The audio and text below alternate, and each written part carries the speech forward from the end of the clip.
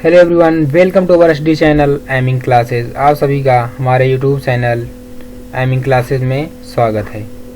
आज फिर हम आप लोगों के लिए यूपी पॉलिटेक्निक एंट्रेंस एग्जामिनेशन 2021 के लिए फिजिक्स का टॉप 1500 क्वेश्चन का जो है पार्ट 4 लेकर आए हैं। इसमें आज हम फिर जो है न्यूमेरिकल एंड कंसेप्चुअल क्वेश्चन लिए हैं।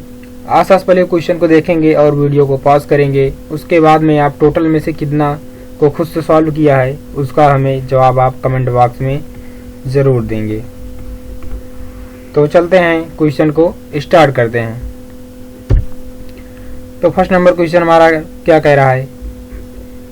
सबसे पहले इसका हम कलर चेंज कर लेते हैं पेन का। क्वेश्चन कह रहा है कि 1 किलोवाट घंटा बराबर होगा, कितना होगा 3.6 गुणे 10 की घात 4 जूल, या 3.6 गुणे 10 की घात 6 जूल, या 10 की पावर 3 जूल, या 10 की पावर 5 जूल। तो चलते हैं, इसे हम देखते हैं। तो 1 किलोवाट घंटा बराबर 1 किलोवाट घंटा बराबर होता है 3.6 गुणे 10 की घात 6 जूल होता है। कभी कभी इसका पॉइंट हटा के पूछ लेता है तो इस जो है 36 गुणे 10 की पावर 5 जूल भी लिख सकते हैं हम, यानी कि इसकी दोनों वैल्यू राइट हो जाएगी। यानी 1 किलोवाट घंटा बराबर 3.6 गुणे 10 की घात 6 जूल, ये भी सही है और ये भी सही है। तो हमारा ऑप्शन जो है बी राइट हो जाएगा। क्या है 3.6 गुणे 10 की घात 6 जूल। चलते हैं नेक्स्ट नंबर क्वेश्चन पर। नेक्स्ट नंबर क्वेश्चन क्या कह रहा है। 500 किलोग्राम द्रव्यमान की एक मोटर कार 15 मीटर पर सेकंड के वेग से जा रही है। ब्रेक लगाने के 5 सेकंड बाद उसका वेग घटकर कितना हो जाता है। उसका वेग घटकर 5 मीटर पर सेकंड रह जाता है। तो पूछ क्या रहा है, ब्रेक द्वारा उत्पन्न प्रतिरोधक बल है। यानी हमसे पूछ क्या रहा है, F बराबर m/a। यानी हमसे क्या पूछ रहा है, प्रतिरोधक बल पूछ रहा है, यानी F पूछ रहा है। हमें तो देखिए मास तो पता है कितना है 500 किलोग्राम, लेकिन हमें एक्सीलरेशन नहीं पता, यानी त्वरण नहीं पता। तो त्वरण हम निकाल लेंगे। त्वरण निकालने का फार्मूला क्या होता है, A = होता है del v अपान del t, यानी वेग परिवर्तन की दर को हम क्या कहते हैं, त्वरण कहते हैं। इसी फार्मूले से हम इसका एक्सीलरेशन निकाल लेंगे। चलिए A = देखिए ये कि 15 मीटर पर सेकंड दिया है इसकी वेलोसिटी, और बाद में बढ़कर घटकर कितनी हो गई 5 मीटर पर सेकंड हो गई। तो हम यहाँ से क्या कर देंगे, माइनस कर देंगे 15 - 5 अपान del t। टाइम कितना है 5 सेकंड है, तो हम यहाँ पर 5 पुट कर देंगे। 15 में 5 गया 10 बचा अपान 5, तो 5 दूना 10, यानी एक्सेलरेशन कितना आ गया, एक्सेलरेशन आ गया 2। अब चलते हैं इसमें वैल्यू पुट कर देते हैं हम। मास कितना था, मास था हमारा 500 किलोग्राम, तो 500 गुणे एक्सीलरेशन कितना है, ये भी निकाला हमने 2 निकाला, गुणे 2, 500 गुणे 2 कितना हो गया 1000 हो गया। यानी 1000 बल का मात्रा क्या होता है, न्यूटन होता है। हमारा आंसर आ गया कितना 1000 न्यूटन, यानी option A is the right answer. चलते हैं नेक्स्ट नंबर क्वेश्चन पर। नेक्स्ट नंबर क्वेश्चन क्या कह रहा है।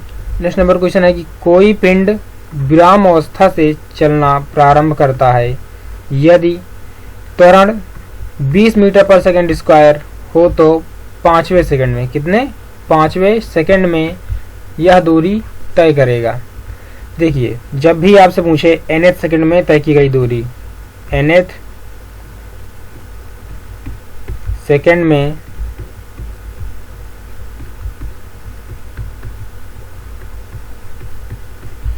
तय की गई दूरी का फार्मूला क्या होता है, S =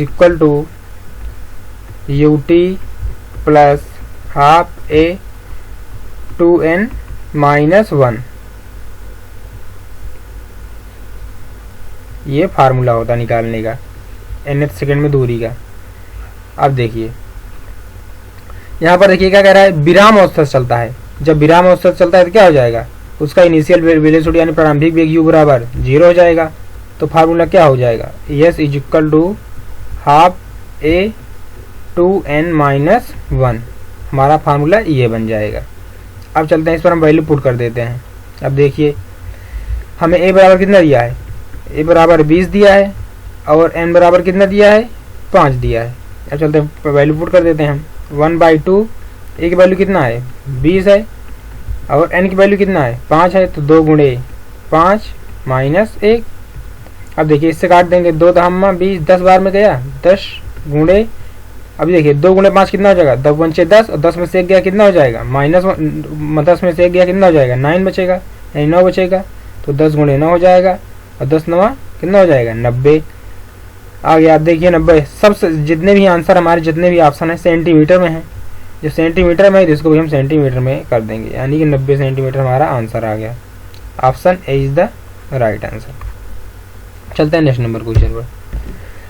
नेक्स्ट नंबर क्वेश्चन क्या है, गति का समीकरण s is equal to u t plus half a t square किस नियम पर आधारित है। देखिए जो गति का समीकरण होता है वो 3 समीकरण होता है। पहला समीकरण क्या होता है, v बराबर u प्लस ए टी, ये क्या है फर्स्ट इक्वेशन है, यानी कि फर्स्ट समीकरण है गति का।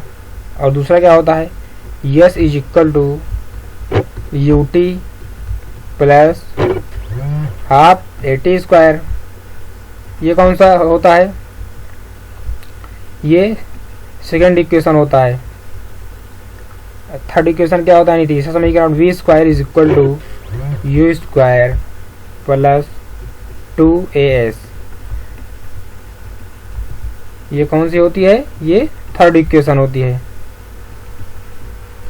अब देखिए अब क्या कह रहा है, गति का समीकरण यस बराबर you t plus half a t square किस नियम पर आधारित है। तो ये जो है गति का जो है द्वितीय समीकरण पर आधारित है, न्यूटन के गति के द्वितीय समीकरण पर ये वाली इक्वेशन आधारित है, यानी option B is the right answer, Newton के द्वितीय नियम पर। चलते हैं next number question. Next number question क्या है, साबुन के घोल के बुलबुले में विभिन्न रंग दिखने का कारण है, क्या है।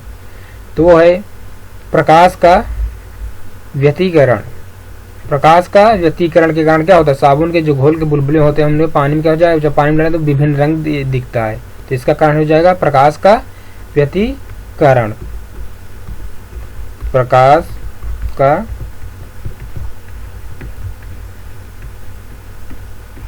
प्रकाश का व्यतिकरण। चलते हैं नेक्स्ट नंबर क्वेश्चन पर। नेक्स्ट नंबर क्वेश्चन क्या है, वह ताप जिस पर पानी का घनत्व अधिकतम होता है, पानी घनत्व किस पर अधिकतम होता है, 0 डिग्री फ़ारेनहाइट, 0 डिग्री सेल्सियस या 4 डिग्री सेल्सियस या -4 डिग्री सेल्सियस। तो आप जान लीजिए कि जो है पानी का घनत्व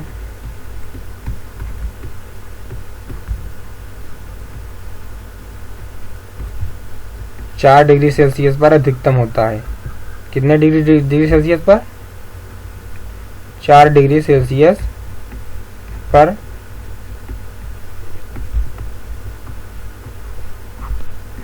अधिकतम होता है।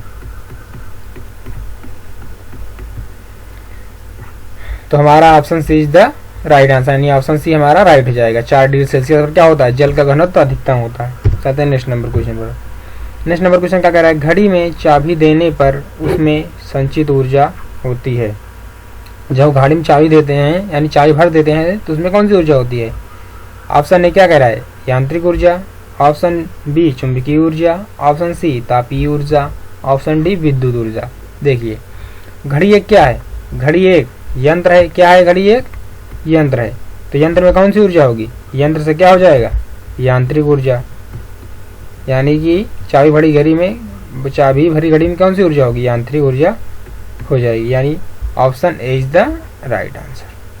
चलते हैं नेक्स्ट नंबर क्वेश्चन पर। नेक्स्ट नंबर क्वेश्चन क्या कह रहा है, जब जल को ऊपर से गिराया जाता है तो उसका ताप क्या होता है, बढ़ जाता है, यहाँ पर घट जाता हो यानी घट जाएगा। तो क्या हो जाएगा, घट जाता है या वही रहता है या पहले घटता है फिर बढ़ता है। तो जो है जब हम जल को ऊपर से गिराते हैं तो क्या हो जाएगा, उसकी गतिज ऊर्जा बढ़ जाएगी। जब हम जल को ऊपर से गिराएंगे तो उसकी गतिज ऊर्जा बढ़ जाएगी। और गतिज ऊर्जा बढ़ने के कारण क्या हो जाएगा, उसका ताप भी बढ़ जाएगा। क्या हो जाएगा, गतिज ऊर्जा बढ़ेगी तो उसका ताप भी बढ़ जाएगा। क्या हो जाएगा, उसका ताप भी बढ़ जाएगा। ताप जब उसकी ऊर्जा बढ़ जाएगी उसका ताप क्या हो जाएगा, बढ़ जाएगा। तो यही पूछ रहा हमसे, तो ताप क्या हो जाएगा, उसका बढ़ जाएगा। जैसे आप देखिए पहले जब स्लो स्लो चलते हैं तो क्या होता है, आपको नहीं गर्मी लगती है। तो जैसे आप दौड़ना प्रारंभ कर देते हैं तो उससे क्या हो जाएगा, आपके पसीना छूट जाएगा, यानी उससे आपको गर्मी लगने लगती है। तो यानी जैसे जैसे आप गतिज ऊर्जा यानी स्पीड बढ़ती जाएगी वैसे वैसे आपके इस बॉडी का टेम्परेचर बढ़ता जाता है। इसी तरह जल को भी जैसे ऊपर से जैसे गिरता जाएगा उसकी वेलोसिटी बढ़ती जाएगी, यानी उसकी गतिज ऊर्जा बढ़ेगी। जब गतिज ऊर्जा बढ़ेगी तो उसका टेम्परेचर भी बढ़ जाएगा, यानी option A is the right answer. चलते हैं नेक्स्ट नंबर क्वेश्चन पर। नेक्स्ट नंबर क्वेश्चन क्या कह रहे हैं, प्रत्यास्थता का मान ताप बढ़ाने पर घटता है, बढ़ता है या अपवर्तित रहता है या घनत्व पर निर्भर करता है। देखिए सबसे पहले प्रत्यास्थता क्या है, समझ लीजिए आप ये क्या है, ये एक स्प्रिंग है।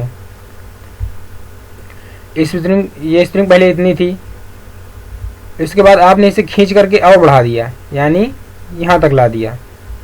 तो ये स्प्रिंग यहाँ तक आपने इसको खींच दिया, तान दिया तो इतनी लंबी हो गई। उसका जैसे ही आपने इसको छोड़ने के बाद क्या होगा, ये स्प्रिंग वापस उसी अवस्था, अपनी पहली अवस्था में क्या हो जाएगी, आ जाएगी।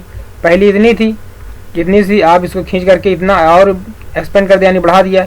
तो बाद में जैसे आप इसे छोड़ते हैं तो ऐसे क्या हो जाएगा, फिर अपनी पहली अवस्था में आ जाएगी। तो स्प्रिंग को अपनी इसी अवस्था को, यानी पहली अवस्था में जो आ जाती है, रीगेन कर लेती है अपनी पूरी अवस्था को, तो क्या हो जाएगा, इसी को क्या कहते हैं, प्रत्यास्थता कहते हैं। यानी कि कोई भी मतलब कि स्प्रिंग हो और कोई भी ऐसी चीज जिसे आप खींचते हैं, खींचने के बाद में वो अपनी अवस्था को पुनर्ग्रहण कर ले, तो ऐसी अवस्था को क्या कहते हैं हम, कि ऐसे ही गुण को, पदार्थ का ऐसे ही गुण को हम प्रत्यास्थता कहते हैं। क्या कहते हैं, प्रत्यास्थता कहते हैं। अब देखिए अब क्या कर रहा है, ताप बढ़ाने पर। अब देखिए अब अगर इसी स्प्रिंग को अगर हम टेम्परेचर बढ़ाकर यानी किसी आग वाग में रख दे इसे हम, तो क्या हो जाएगा, ऐसी इसकी जो ऐसा करने की जो गुण है इसके अंदर, यानी पुनर्ग्रहण करने की, यानी रीगेन करने की जो इसकी क्षमता है वो नष्ट हो जाएगी, यानी प्रत्यास्थता उसकी क्या हो जाएगी, घट जाएगी। यानी option A is the right answer हो जाएगा। चलते हैं नेक्स्ट नंबर क्वेश्चन पर। नेक्स्ट नंबर क्वेश्चन क्या कह रहा है, कैलकुलेटर में कौन सा सेल प्रयोग होता है, लेक्लांसी सेल, शुष्क सेल, डेनियल सेल या फोटो इलेक्ट्रिक सेल। तो आप जान लीजिए कि कैलकुलेटर में हमेशा लेक्लांसी सेल यूज़ किया जाता है। कैलकुलेटर में लेक्लांसी सेल यूज किया जाता है। Option A is the right answer.